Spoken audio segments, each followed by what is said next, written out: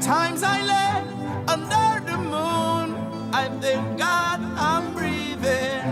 And I pray, don't take me soon, 'cause I am here for a reason. Sometimes in my tears I drown, but I never let it get me down. So when negativity surrounds, I know someday it'll all turn around, because all my life I've been waiting for, I've been praying for the people to say that we don't wanna fight no more. There'll be no more wars, and our children will play. One day, one day, one day, one day, one day. It's not about win or lose, 'cause we all lose when they bleed on the souls of the innocent. Blood-drenched pavement, keep on moving though the water stay raging. In this maze, you can lose your way, your way. It might drive you crazy, but don't let it face you, no way, no way. Sometimes in my tears I drown, but I never let it get me down. So when negativity surrounds, I know someday it'll all turn around, because all my life I've been waiting for, I've been praying for the people to say that we don't wanna fight no more. There'll be no more wars, and our children will play. One day, one day, one day, one day, one day this all will change. Treat people the same. Stop with the violence, down with the hate. One day we'll all be free and proud to be under the same sun, singing songs of freedom like one day, one day,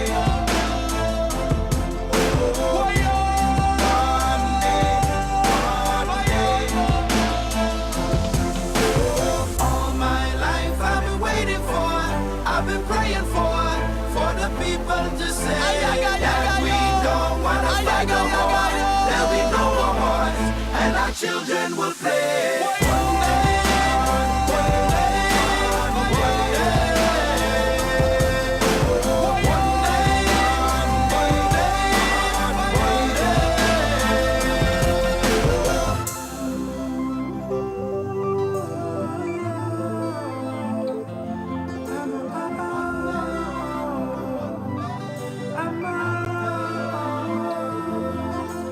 Sometimes in my tears I drown, but I never let it get me down. So when negativity surrounds, I know someday it'll all turn around, because all my life I've been waiting for, I've been praying for the people to say that we don't wanna fight no more. There'll be no more wars, and our children will play. One day, one day, one day, one day,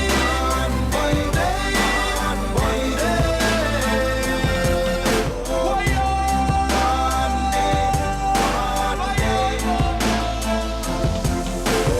all my life I've been waiting for, I've been praying for the people to say that we don't wanna fight no more. There'll be no more wars, and our children will play. One day, one day, one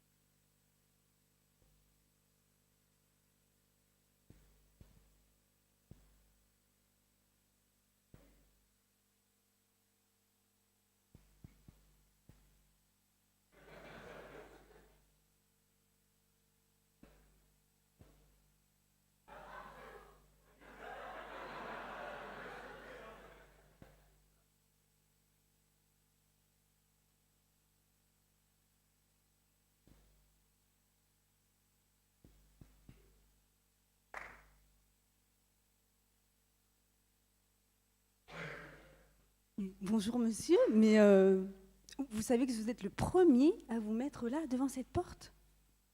Je suis unique. En tout cas, moi je suis en admiration, je n'arrive pas à comprendre. Vous vous appelez comment d'ailleurs? Je m'appelle Monsieur Berthet. Ali. Alors, enchanté Berthet Ali, c'est ça? Oh, vous pouvez nous raconter un petit peu comment ça se fait Ma vie, c'est très simple. Dès la maternité des bébés, j'ai refusé que qui que ce soit me donne des ordres. Donc j'ai mené ma vie tout seul. Tout seul, je changeais mes couches quand j'étais petit. Toute seule, tout seul. Tout seul, j'avais quoi? J'avais 6 mois, 8 mois. J'allais acheter ma nourriture, je choisissais. Tout seul, je décidais si j'allais à l'école ou pas. Et toute ma vie, ça a duré. Je me suis marié, c'est moi qui ai tout dirigé. Rien. Et je trouve, voilà, j'ai ma place ici, normale. Monsieur, félicitations, voilà. Donc, si vous êtes venu là, c'est... Et alors, juste là, c'est ma femme qui m'a dit que je devais me mettre là, c'est tout. Mais j'ai mené ma vie tout seul. Si, juste là. Ma femme, coucou. Merci, je suis là. Désolé.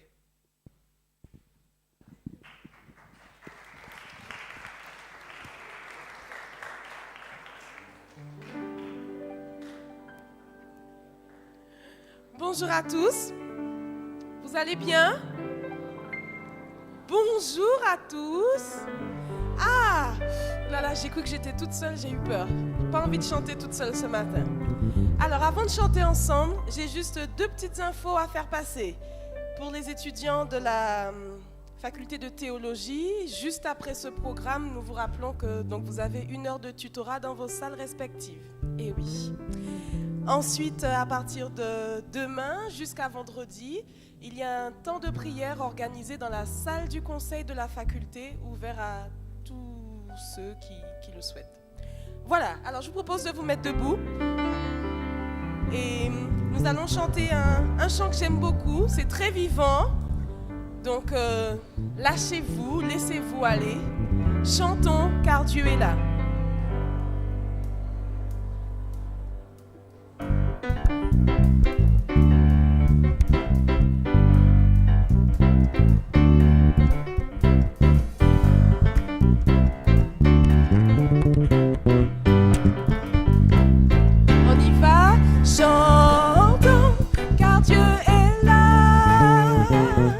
Poussons des cris de joie.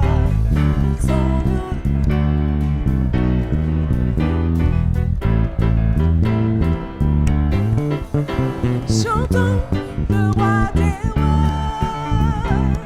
Son amour durera. Et quand on le loue, sa gloire descend sur nous. Dans son temple ici-bas. Chantons car Dieu est là. Ok, on va reprendre ça.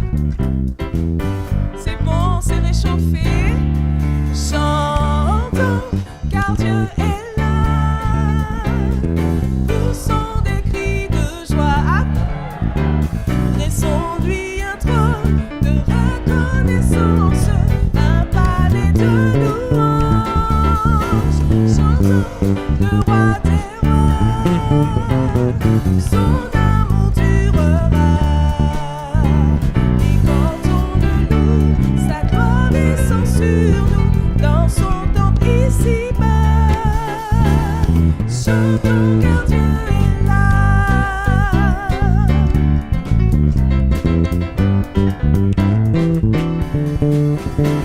Jésus demeure au milieu de son peuple quand il vient le louer.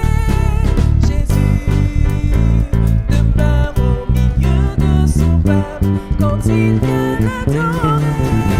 Chantons car Dieu est là. Poussons des cris de joie. Laissons-lui un trône de reconnaissance, un palais de louange. Chantons le roi des rois. Son amour durera. Et quand on le loue, sa gloire descend sur nous.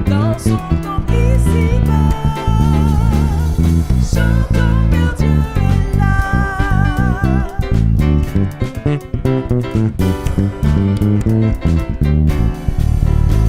Nous sommes tous assemblés pour l'adorer avec nos instruments joyeux de ce que Dieu nous a sauvés. Faisons monter nos chants à vous.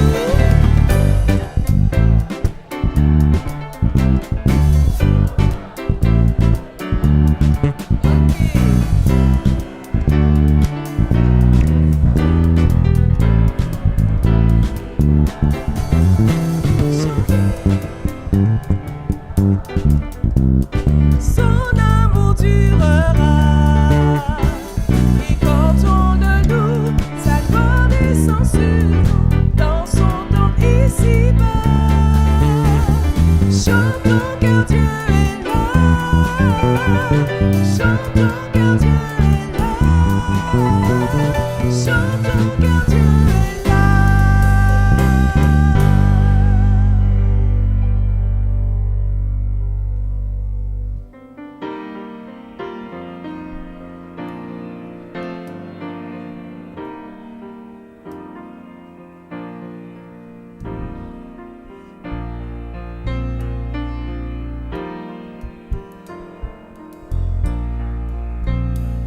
Je vis ta liberté.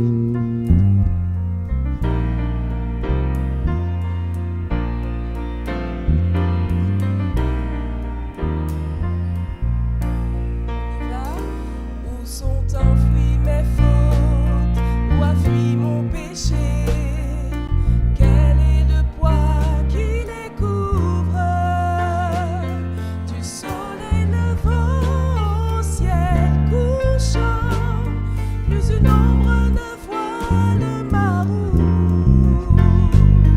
Comment te remercier? Je tressaillis déjà.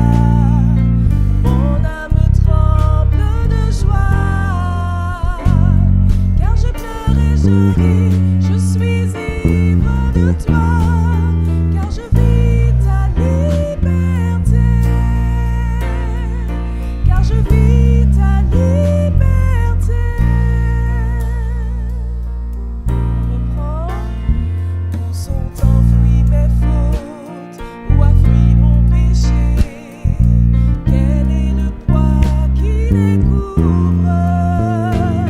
Du soleil levant au ciel couchant, plus une ombre ne voile ma route. Comment te remercier? Je tressaillis déjà. Mon âme tremble de joie, car je pleure et je ris. Je suis ivre de toi, car je vis ta liberté. Car je vis ta liberté dernière. Car je vis ta liberté.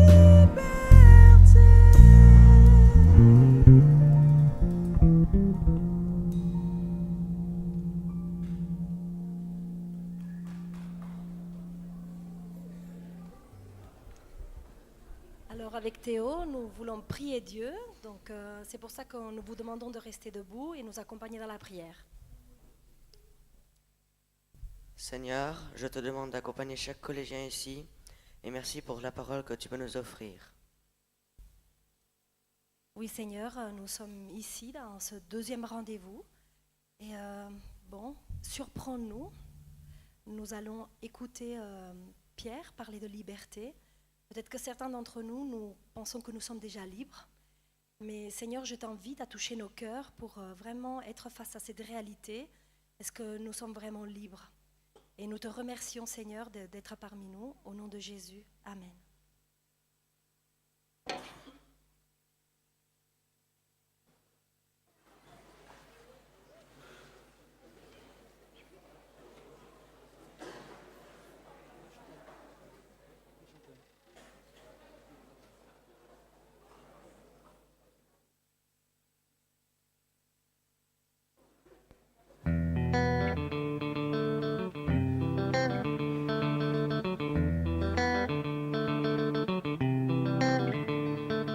c'est pas de l'argent. Cette connerie nous affaiblit, ton temps c'est ta durée de vie. Et Dieu nous a fait libres, tout va trop vite. Là où la mort se profile, où Babylone prend la tête avec ses histoires de profit. Où les cœurs sont trop vides, il épouse des gros frères, la haine est trop vive. Les médias considérés comme prophètes, à vouloir trop faire, on a zappé l'essentiel. Des mensonges on nous a offert et devine qui s'en sert. Où ça pris la conjoncture, ça vénère l'économie. Où il y a peu d'êtres humains parmi les êtres économiques. Où ça construit sa propre prison par sécurité. Camarades, ils ont peur de la liberté.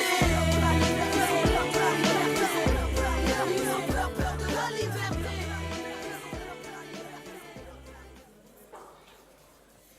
Je sais pas si vous connaissiez cet artiste. Ouais. Moi, je suis très branché. Hein. Je l'ai découvert la semaine dernière. J'ai tapé Liberté sur Internet. Je suis tombé sur cette rappeuse, chanteuse. Je ne sais même pas si elle est chrétienne, mais en tout cas, ses textes m'ont vraiment interpellé. On aura l'occasion de l'entendre encore demain ou après-demain. Ils ont peur de la liberté. Il y a de très belles phrases, je trouve, très simples. Il y a peu d'êtres humains parmi les êtres économiques. Être économique, ça veut dire qu'on résumerait une personne à son portefeuille, à son compte en banque. Le danger, c'est que l'être humain est souvent absent de ce genre de conception. Alors ce matin, on va parler de liberté. Hier, on a vu « va ». On a vu qu'on était amené à se déplacer, à s'élever, à prendre de la hauteur, à se mettre en marche, comme Bartimée, le sketch qu'on a vu. Se mettre en marche pour trouver du sens dans votre vie, parce que c'est de votre vie qu'il s'agit cette semaine, se mettre en marche. Aujourd'hui, c'est se mettre en marche, c'est va pour ta liberté. Être libre. Dans un pays de liberté, c'est vrai, mais qu'est-ce que ça veut dire vraiment qu'être libre ? Aujourd'hui, on est arrivé à un point où il y a des médecins qui sont spécialistes de l'emprisonnement, on va dire ça comme ça.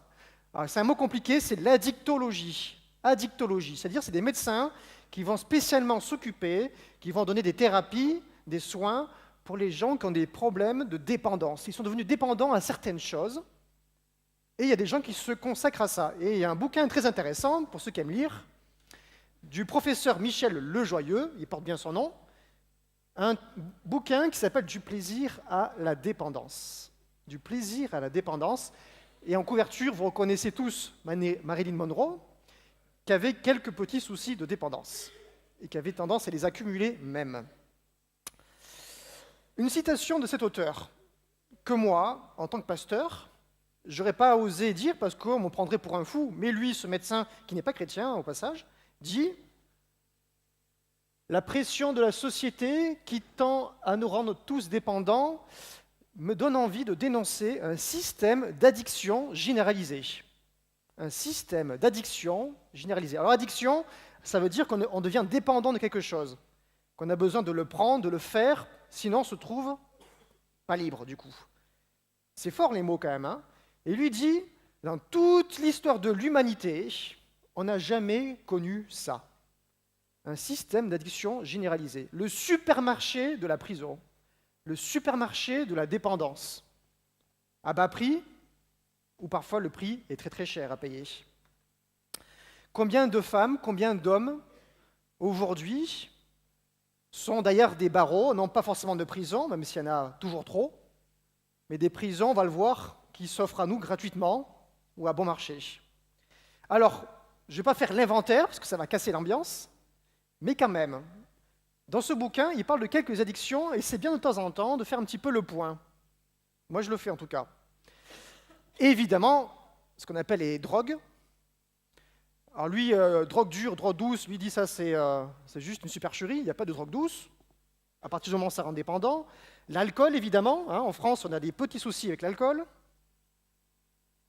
Le tabac, hashish, médicaments aussi, on y pense moins. Alors c'est ce qu'on appelle les dépendances chimiques. Hein, voilà. On envoie des molécules dans le cerveau et le cerveau devient dépendant, il y a une espèce de cycle.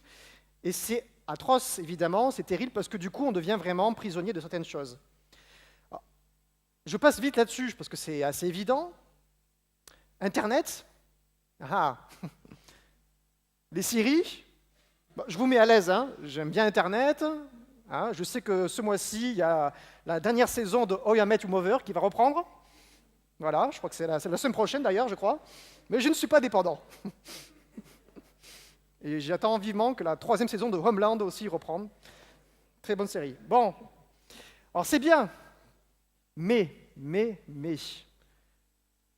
est-ce que ça va nuire à ma vie, à mon épanouissement, dans mes relations avec mon épouse, avec mes amis? Est-ce que le matin, quand je me lève, la première chose que je pense, c'est à la série que je dois vite rattraper sur Internet? Si encore c'était légal. Téléphone portable, on l'a tous sur nous, j'imagine. La plupart. Ceux qui n'ont pas, réjouissez-vous. L'image du corps. Hein? Ça, je cite toujours l'auteur. Hein? Il voit des gens vraiment qui sont devenus dépendants du regard des autres sur leur propre corps. Et on en a fait un marché très lucratif. Hein? Vous savez que la première fortune de France, L'Oréal, a parié, hein, c'est des dizaines et dizaines de milliards d'euros chaque année qu'on dépense dans des produits cosmétiques pour nous rendre plus beaux, n'est-ce pas? Il y a du boulot. Image du corps. Être libre, libéré, sur l'image que je renvoie à l'autre aussi. Ça peut faire sourire, c'est pas bien grave, il y a des choses plus graves, mais quand même, l'argent. L'argent n'est pas mal en lui-même, rien n'est mauvais d'ailleurs, hein, mis à part la première ligne, hein, rien n'est mauvais en soi-même. Mais quel rapport avec l'argent, hein? On n'en a jamais trop, jamais assez. Le problème, c'est si le matin, dès que je me lève, la première pensée, c'est de gagner plus, en travaillant plus, à ce qui paraît. On peut devenir dépendant. Je connais des personnes qui sont dépendantes de cela, du lundi au dimanche, du matin au soir. Alors les love addicts, hein, on peut devenir dépendant du fait de tomber amoureux. Hein, moi, je ne connaissais pas, c'est le professeur qui en parle.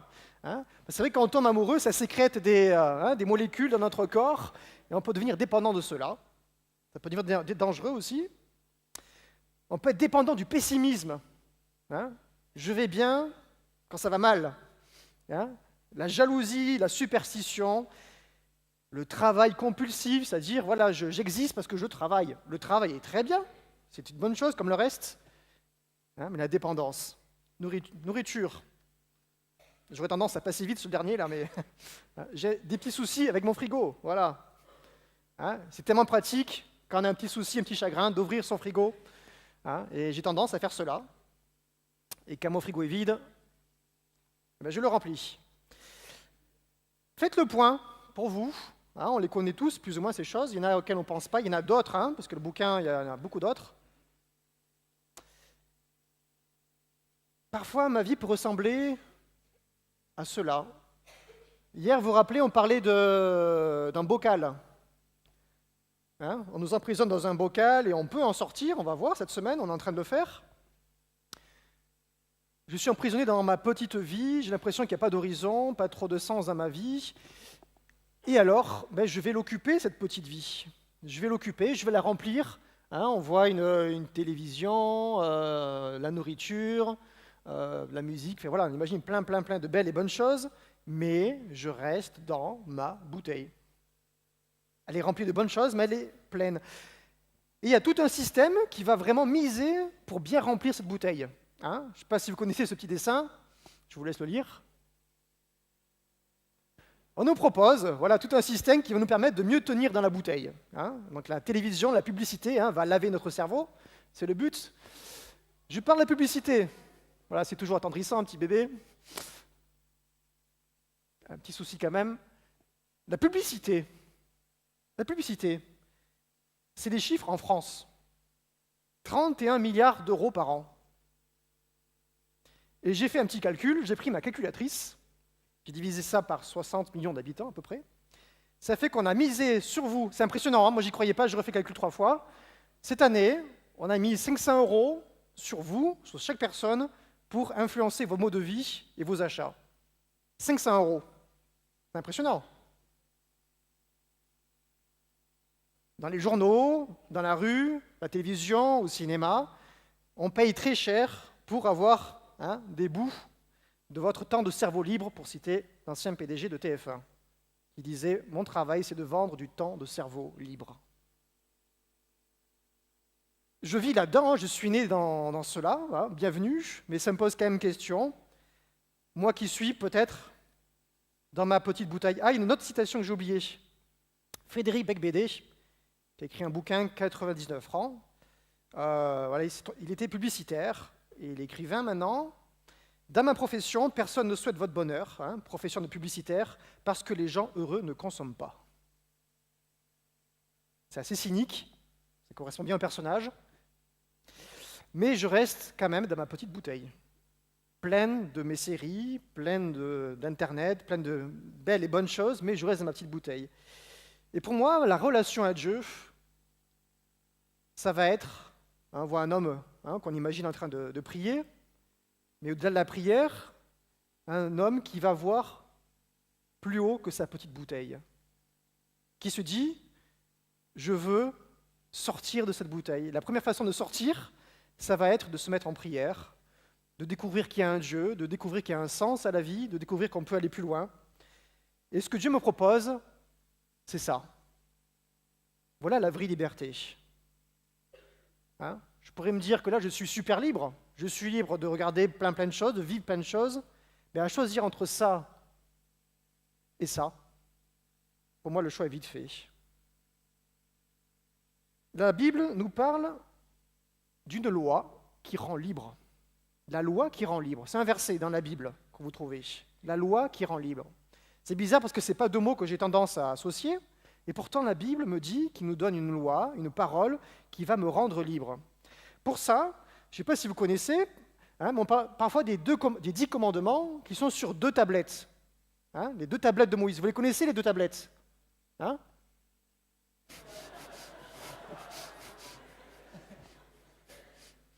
Voilà les 2 tablettes qui sont censées nous rendre libres. Quelle liberté, ces tablettes, n'est-ce pas? Petit hommage à Steve Jobs. Alors, c'est plutôt ça. Voilà, désolé, je n'ai pas pu m'en passer. Mais ça fait réfléchir quand même, ces histoires de tablettes. On nous promet vraiment, vous regardez les publicités pour les tablettes, on nous promet le bonheur, la joie, l'épanouissement, presque la vie éternelle avec ces tablettes. Et qu'est-ce que je fais de ces tablettes-là? Les tablettes, en fait, qu'on trouve dans la Bible. Cette loi qui rend libre. Alors, ces tablettes, ces 10 commandements, je ne sais pas si vous avez vu ce dessin animé, Le Prince d'Égypte. C'est Walt Disney, je crois, qui l'a fait. Voilà, si vous ne connaissez pas la Bible, ce dessin animé décrit cette grande histoire de la libération d'un peuple. Et ça rappelle que ces 10 tablettes commencent par cette phrase. Écoutez bien cette phrase, enfin vous l'avez devant vous. C'est moi qui t'ai fait sortir d'Égypte où tu étais esclave.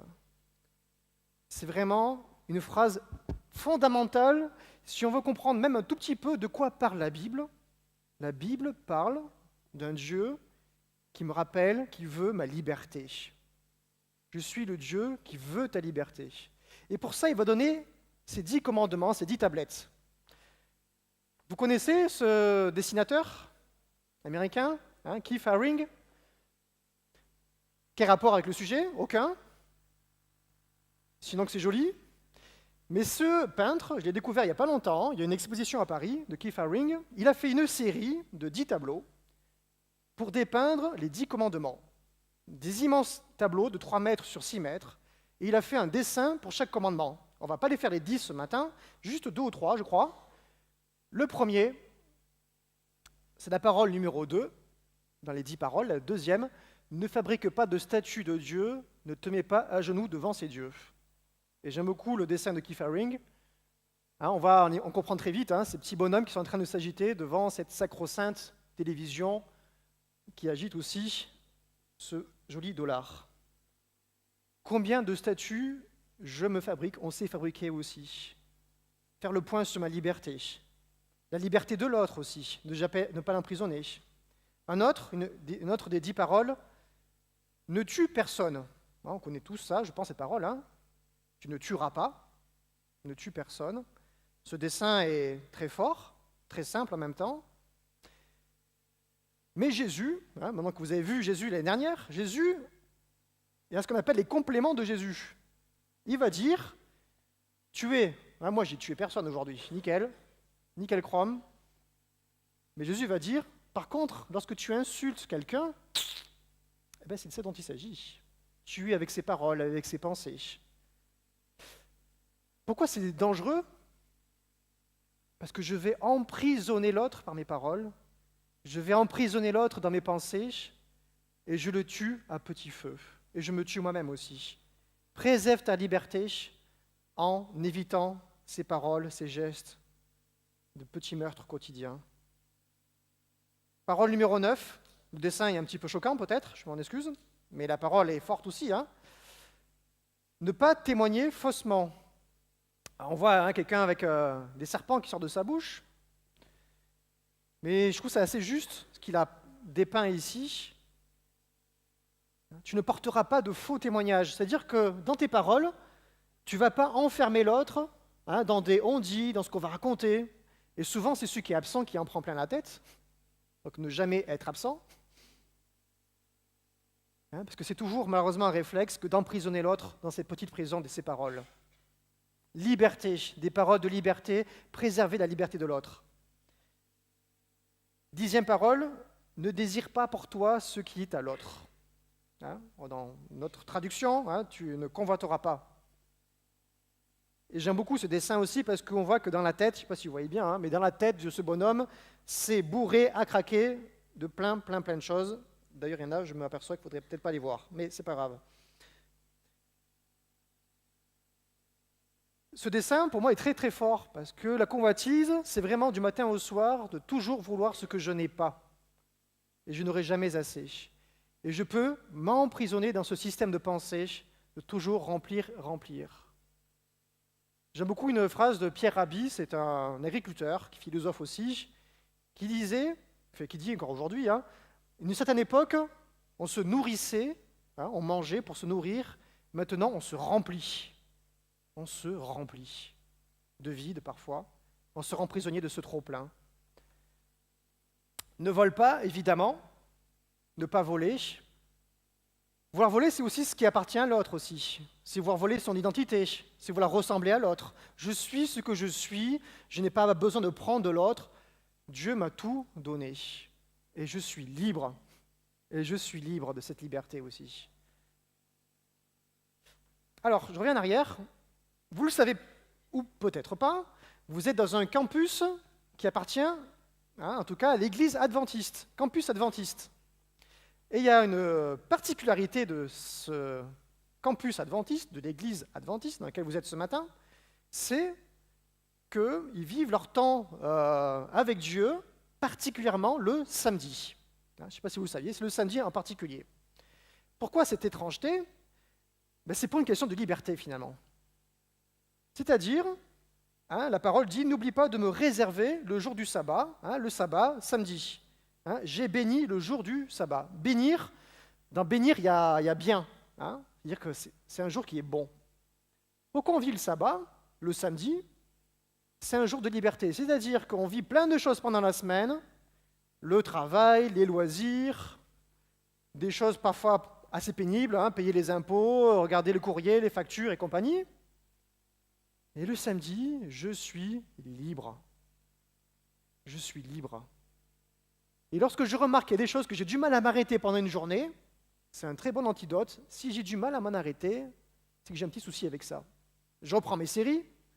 Si pour moi, c'est tellement difficile de m'arrêter un jour par semaine de ne pas regarder ma série, c'est que j'ai un souci avec ça. Si un jour par semaine, j'ai tellement de mal de ne pas aller regarder, moi j'aime beaucoup l'actualité, d'aller sur Internet voir les sites d'actualité, c'est que j'ai un souci avec ça.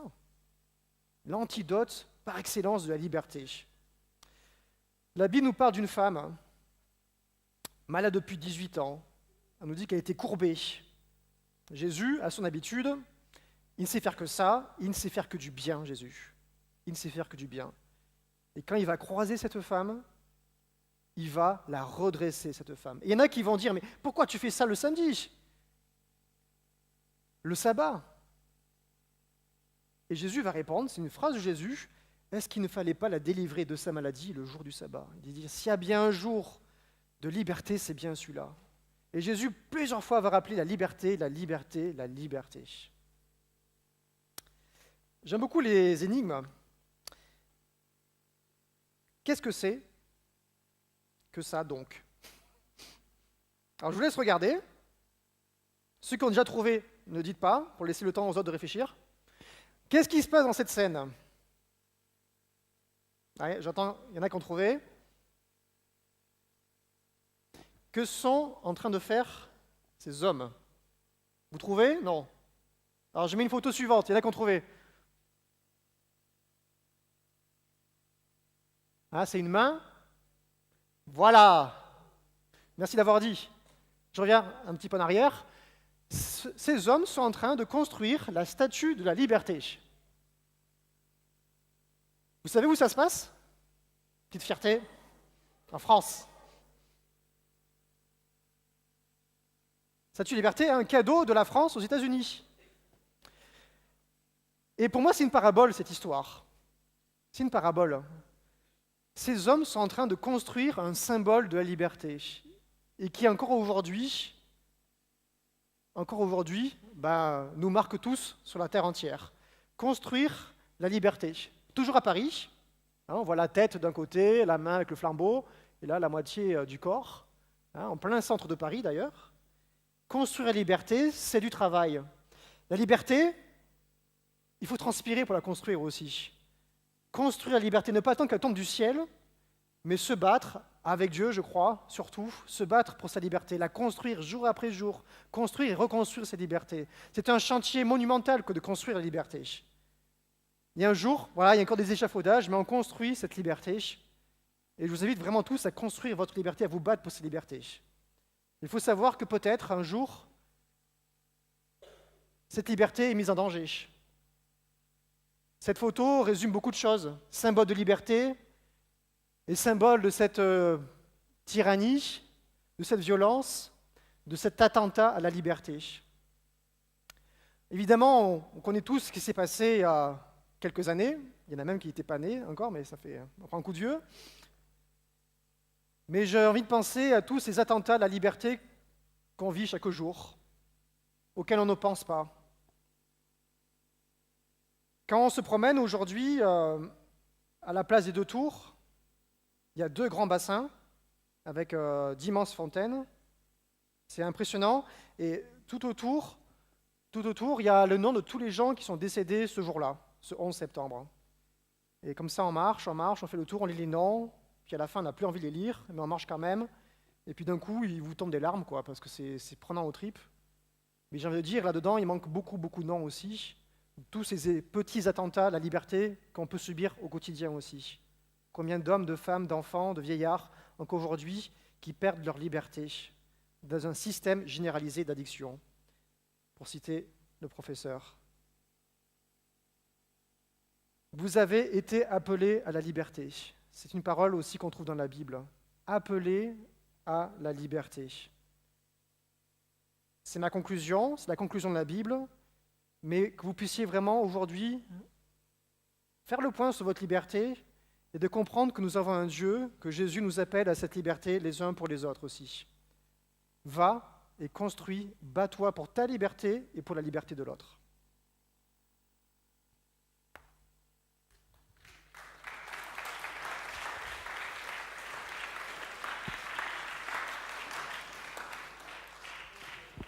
Nous allons reprendre ensemble notre chant-thème « Debout pour le Seigneur ».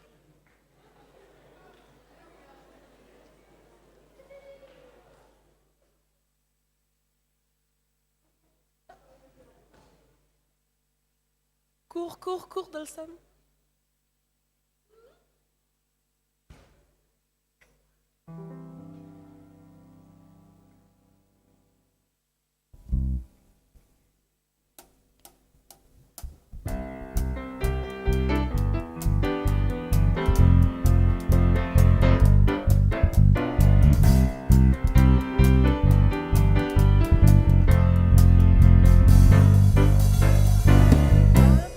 Debout pour le